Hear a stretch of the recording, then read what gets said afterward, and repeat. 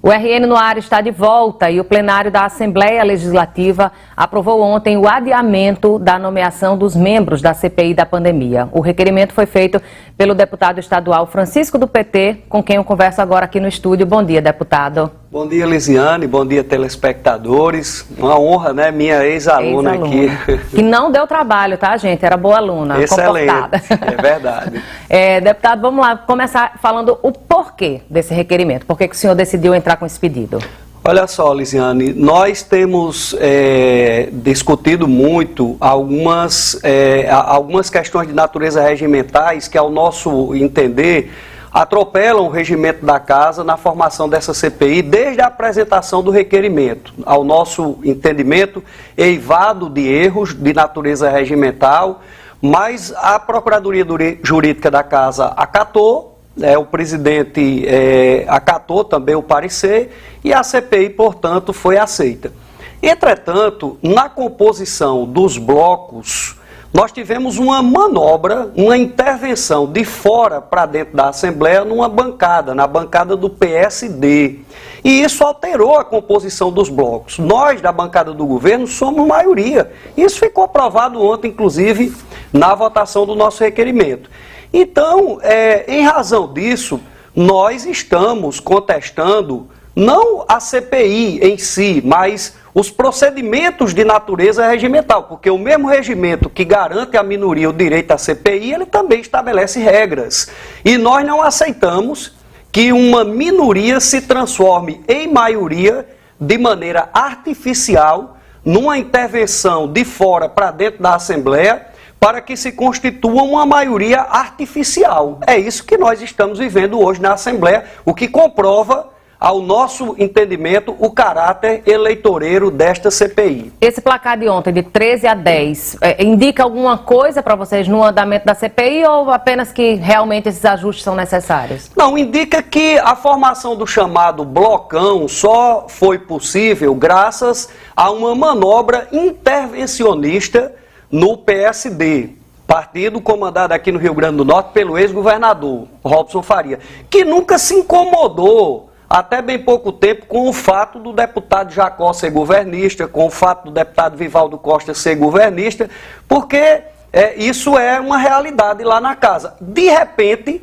para constituir a CPI e ter uma maioria artificial, né, essa intervenção é feita. O deputado Jacome anunciou ontem que entrou na Justiça, portanto, enquanto a Justiça não definir essa situação, nós não temos segurança se aquela composição que está na resolução de ontem, que por pedido nosso, pedido regimental, tem nada ilegal, foi um pedido regimental, houve o adiamento da discussão e votação e nós esperamos que se recomponham a verdade dos fatos na Assembleia, que é a bancada do governo ser majoritária, como ficou comprovada ontem. O senhor falou em manobra externa e é exatamente isso também que a oposição acusa vocês, né? De que esse pedido de adiamento é uma manobra externa também para adiar o trabalho da CPI. Mas, Lisiane, aí a oposição está completamente equivocada. Quem apresentou o requerimento fui eu, como líder do governo, como qualquer outro deputado ou deputada poderia apresentar. Eu fico espantado como é que a oposição se utiliza o tempo todo do regimento para arguir o direito da minoria e não quer aceitar que o mesmo regimento que eles utilizam para justificar a CPI, para eles não vale para nós? Claro que tem que valer. Nós não vamos aceitar nenhum tipo de manobra e vamos resistir a isso, tá certo? Porque o mesmo regimento que garantiu a eles a instalação da CPI, garantiu, por exemplo, a nós ontem, da bancada do governo, apresentar esse requerimento. Não tem nada de ilegal, é regimental e eu fico absolutamente surpreendido com esse tipo de argumento, porque o requerimento foi de minha autoria e eu estou exercendo um mandato de deputado estadual e tenho esse outro deputado ou deputada tem. Deputado, são 12 contratos, né, que a CPI pretende investigar. O TCE e a CGU já não apontaram irregularidades, né, enfim, na gestão do governo na pandemia. O deputado Kelps, em entrevista essa semana, disse que tem mais documentos, além do que já foi investigado por esses órgãos.